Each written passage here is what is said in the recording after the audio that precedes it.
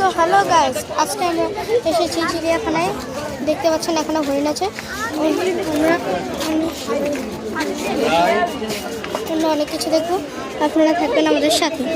আমরা বসে আছি, আমি নিজের জন্য আমি যাচ্ছি দিকে। আপনাদের সাথে আজকে সব কিছু শেয়ার করবো, পাশে থাকবেন। তো গাইস, আমার মা স্পেশালি কাঁঠাল কেনার জন্য এই যে এদিকে আসছে।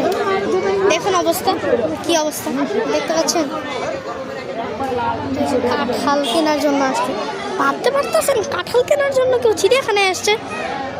আমার তো ভেবেই অবাক লাগছে। এখন আমি দেখতে যাচ্ছি বাঘ।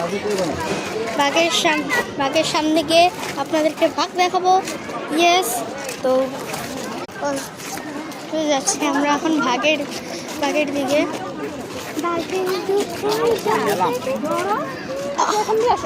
যাচ্ছি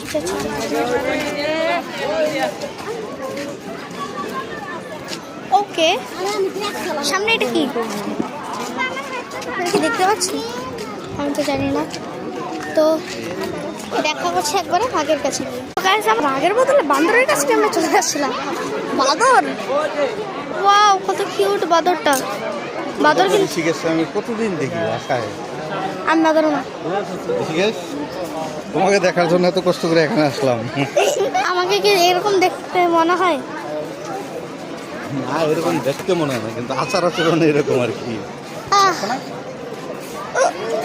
দেখেন এই ছোট্ট বাঁদরটা কি দেখছো? বাঁদরের কাজে বান্ধবী উড়ার একটা বাঁদরদের জল ভেসে আসছে। এখন বাঁদর জল ছেড়ে ফেলেছে।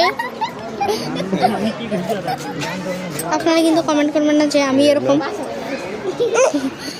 বাঁদর জল ছেড়েছে। বাঁদরের বান্দরামি। তো একটা ছোট্ট বাঁদর এখানে আছে। ও বা ছোট হলে কি হবে, আসলে অনেক বড়। তো বাঁদরের কাছ থেকে এখন আমরা যাব বাঘের কাছে। তো গাইস, এখন আমরা দেখতে পাচ্ছি পেলিক্যান। তার চোখ লাল লাল মনস্টার। ও, আমরা বক দেখে ফেলেছি। আপনারা দেখতে পেয়েছেন কিনা জানি না, বক দেখে ফেলেছি। উপরে বক, কত লম্বা ঠোঁট, এই যে দেখেন। আমি তো অবাক। গাইস, যদি আপনারা সিংহ দেখতে চান, দেখবেন আমাদের ফুল ব্লগটি আমাদের চ্যানেল আছে মিক্সড স্ট্রিম। তো টাটা।